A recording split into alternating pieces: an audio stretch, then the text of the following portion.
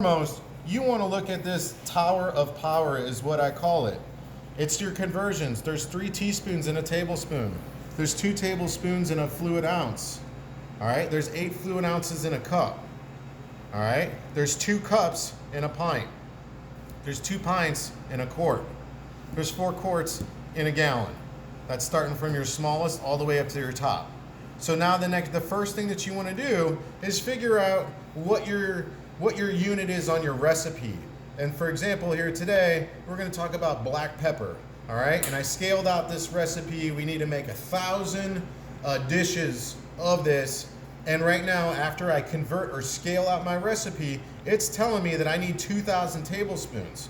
But do I want to pay one of my employees to sit there and measure out 2,000 tablespoons, or would it be a little bit faster maybe to convert tablespoons? What do we want to do today, guys? Do we want to do cups, pints, quarts? Doesn't matter. What do you want to convert it to? Let's go to pints.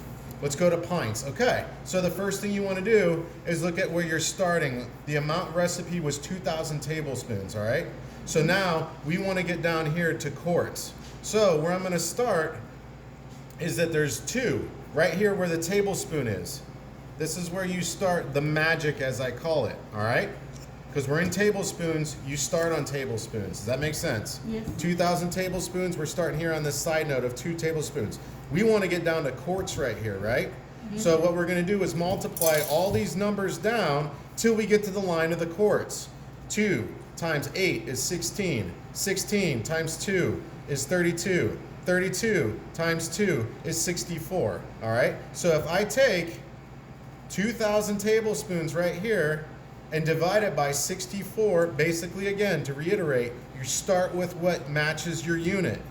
All right, if it's tablespoons, start here at the tablespoon. You are going to multiply down till you get to the line that you're trying to get to, which we said was going to be quarts, right? Or did you say pints? Go ahead and go quarts. Okay, we'll do quarts. We'll come back and do pints real quick too. But 2 times 8, 16. 16 times 2 is 32.